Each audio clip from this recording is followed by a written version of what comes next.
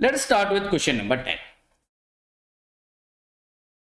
A financial analyst of a large electronics company, you are required to determine the weighted average cost of the company using book value weights, using market value weights. So in this particular question, you need to answer both of it.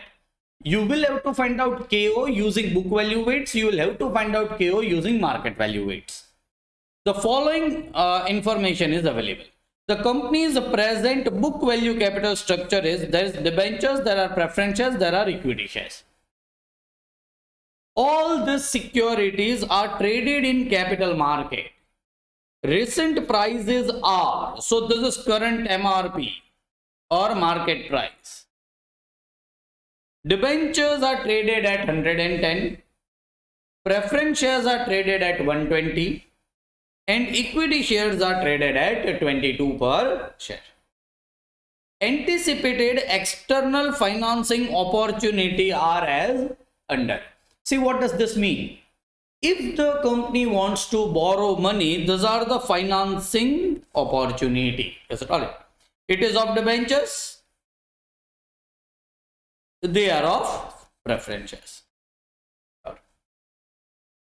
Equity shares, 2 rupees per share is flotation cost and selling price is rupees 22. We'll be also finding out cost of equity. In addition, the dividend expected on equity shares at the end of the year. Now it is not current year dividend or just dividend. So this should be taken as D1. Is rupees 2 per share. The anticipated growth rate in dividend, so growth rate is 7%, and the firm has a practice of paying all its earnings in form of dividend. So all earnings 100% will be distributed as dividend. The tax rate is 35%. We need to find out weighted average cost of capital using book value weights and using market value weights. Is it all? First, what we'll be doing is we will be finding out individual cost. So cost of debt first. See, this is my debt, debentures. But say this is a revision test paper question. It is neither 10% debentures, nor 12% debentures, nor 14% debentures. Is it all right? So we can practically cannot find out that historical cost which we have issued actually. Is it all right? Are we having an information about what we can borrow from the market right now? Yes.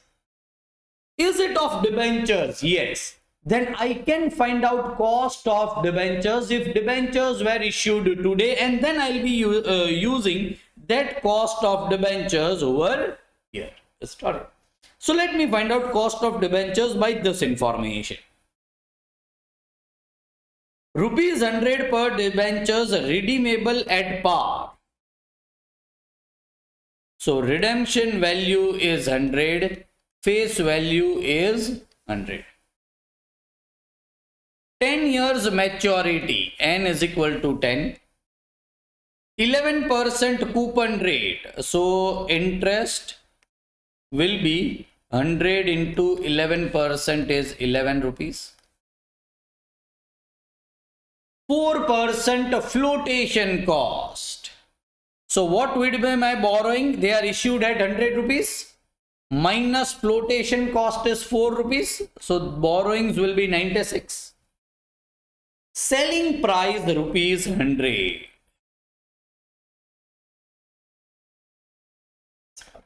Now try to understand. Many of times students get confused in this type of question. They tell me, sir, why we can't take debentures price 110? Try to concentrate. It is market price of this debentures. That debentures cost or information is not available, and this is a theoretical point. This is not applicable in practical life. Is it all right? In practical life, all the informations can be made available. Is it all right? So practically what we are doing in this question, what we can borrow from market.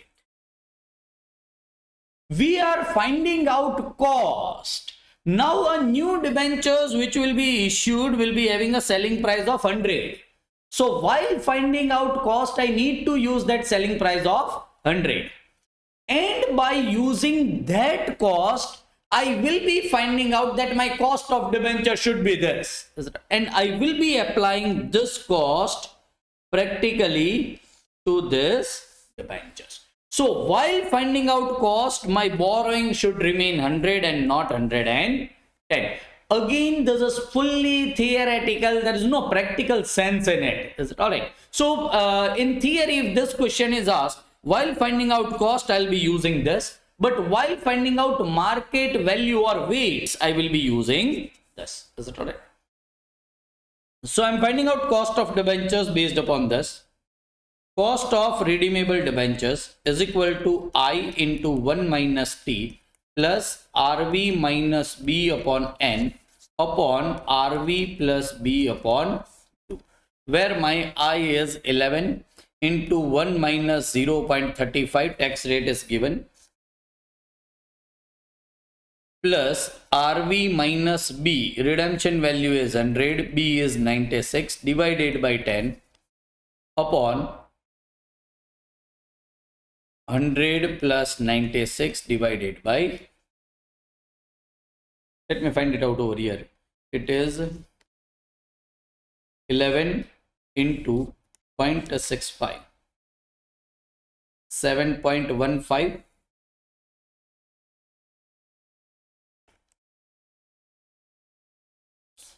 hundred plus 96 divided by 2. It is 196 divided by 2. Sorry. 100 minus 96 divided with this is 2. Divided by 100 plus 96. It is 98. The answer will be 9.15 divided by 98 multiplied by 100 will be 9.34%. So, if we are going to borrow money from as on today, then my cost is 9.34%. It is my current cost if I issue new debentures. Am I issuing new debentures? No. But that cost of new debentures I am taking of old debentures even. See, the cost will be different, but the information is not available, number one. Number two, I want to find out my recent cost rather than my historical cost. Is it all right? So I am using current data and I have found out cost of debt. Similarly, I can find out cost of preference shares by using this data. 100 preference shares redeemable at par, 10 years maturity. So face value is 100, borrowing is 100, something expenditure, I should keep space. Redemption value is 100. 10 years maturity, N is 10 years. Dividend is 12% dividend.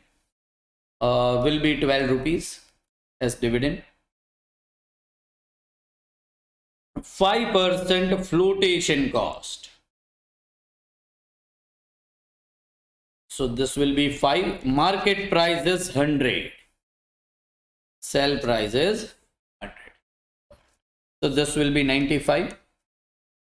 Cost of redeemable preference shares is equal to D plus RV minus B upon N upon RV plus B upon dividend is 12 plus RV minus B is 5 divided by 10 divided by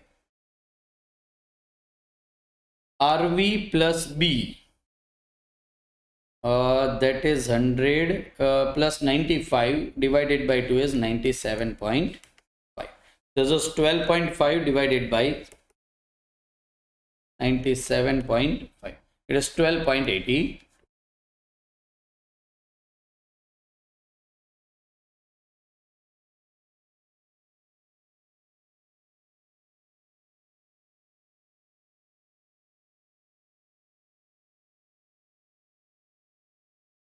Alright, our answer is not matching in this case as far as book is concerned.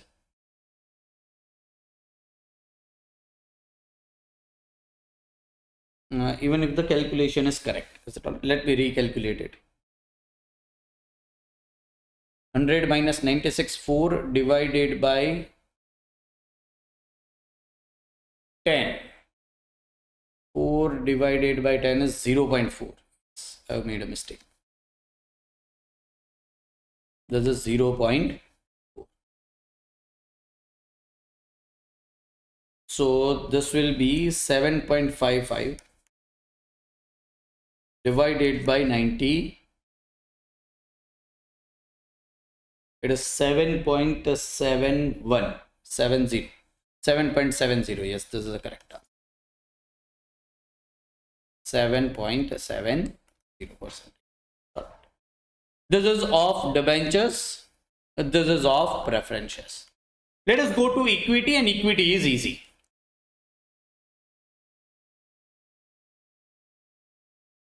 It says equity shares rupees 2 per share is flotation cost and sale price is 22. Start. So P0 will be 22 minus 2, which is a flotation cost, which will be 20 rupees or borrowings.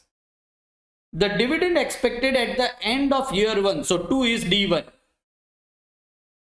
D1 is equal to 2. The anticipated growth rate is 7%. G is 7%. I am using dividend growth approach to find out KE D1 upon P0 plus G, which is 2 divided by 20 plus 0.07. This will be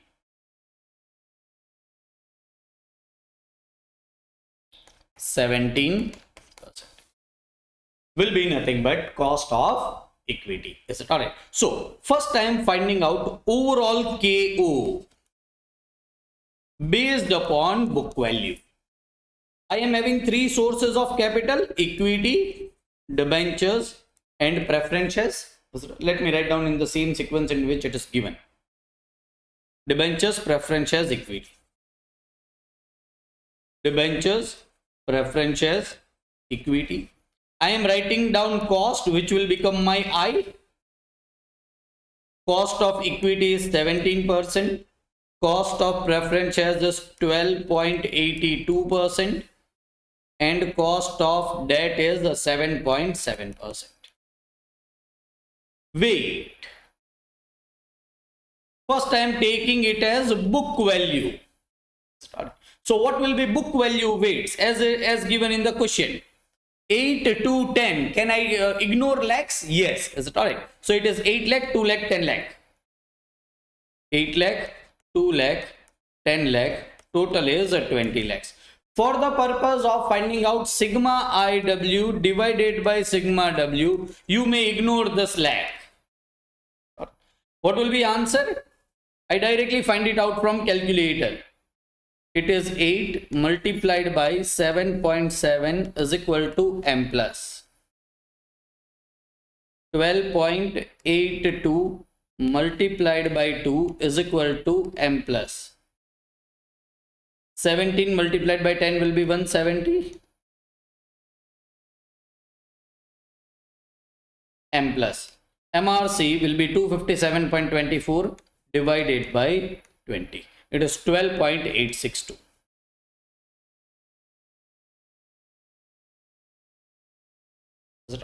If this is KO with book value, KO with book value weights. Is it alright? So we can even find it out with market value, but first we need to find out market value of current debt, preference shares, and equity. Let me find out market value of first number of KO using market value. Debt, preference, equity. Cost is 7.7, 12.82, 70. First, let me find out number of debentures. How to find out number of debentures is 8 lakh divided by 100. That will be nothing but 8,000. Number of preference shares is 2 lakh divided by 100 is 2,000. And number of equity will be 10 lakh divided by 10 is 1 lakh. Let me take market price.